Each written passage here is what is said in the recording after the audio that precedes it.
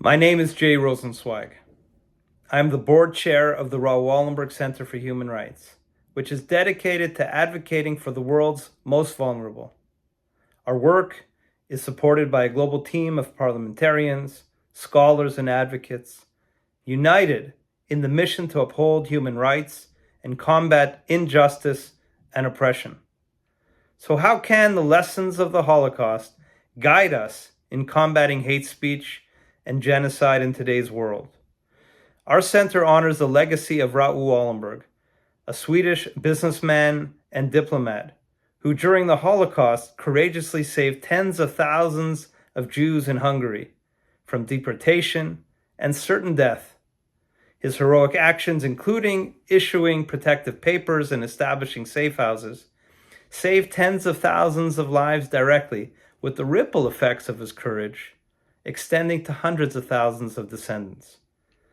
Through my work and time in Ukraine, I've witnessed the resilience and determination of its leaders and people.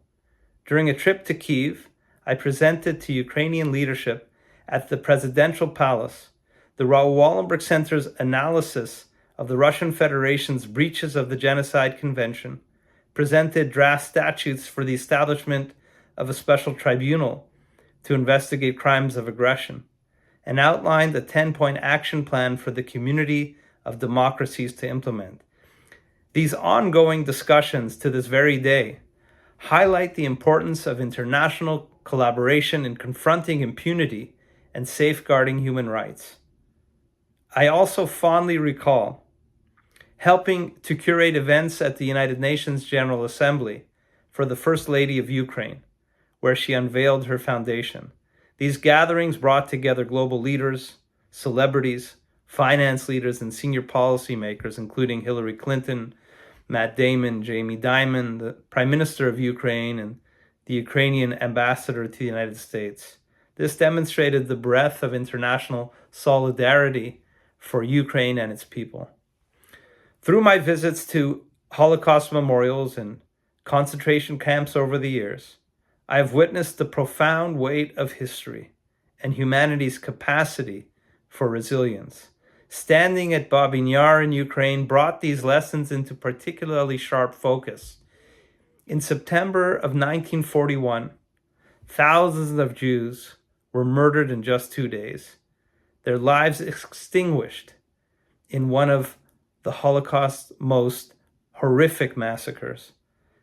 The site serves as a stark reminder of the brutality of genocide and incitement to genocide, in fact, and the need to confront these crimes wherever they occur. We have an urgent crisis in Ukraine, where Putin's illegal invasion has led to documented atrocities, including abduction of children and systemic violence against women. The Russian Federation is in violation of the Genocide Convention, and their actions constitute crimes of staggering gravity. From the systemic deportations of children to widespread atrocities, these acts are a direct affront to international law and human dignity. And despite the world's commitment to never again, since the Holocaust, history has tragically repeated itself. Genocides in Cambodia, in Rwanda, in Darfur, and elsewhere remind us of our collective failure to act in time. And today in Sudan, an ongoing genocide is unfolding, with systemic killing, sexual violence, and the destruction of entire neighborhoods. These failures demonstrate the critical importance of vigilance and action. At the same time, anti-Semitism has surged to its highest levels since the Holocaust. These attacks of October 7th that we all witnessed were the most brutal day of violence against the Jewish people since the Holocaust. And as I say, we are all witness to it because we have it on video. The perpetrators themselves videotaped these atrocities. So we cannot say it didn't happen. It's all documented. These realities highlight the importance of remembering history and continuously bringing those perpetrators of atrocities to account.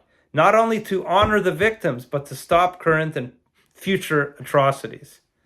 Hate speech, if unchallenged, becomes normalized and paves the way for violence. We must confront it, whether it targets Jews, Ukrainians, Sudanese, or any other group, because silence in the face of hate is complicity. This is a call to action, especially for young people, to hold the power to shape the future, because you have it. You need to hold it and you need to use it. You need to stand up and speak out. Do not let those who seek to divide or destroy us succeed. Each voice matters. Each act of resistance counts. You don't need to visit Babyn Yar to be inspired to act, although I would say that those who do visit Babyn Yar will never forget the lessons it imparts. Wherever you are, you can fight for dignity and the rights of all people. And remember, we must all say never again. But this time when we say it, we must mean it, because never again has happened over and over and over again. So I implore all young people and all peoples around the world, never again should mean never again, and let's make it happen. Thank you.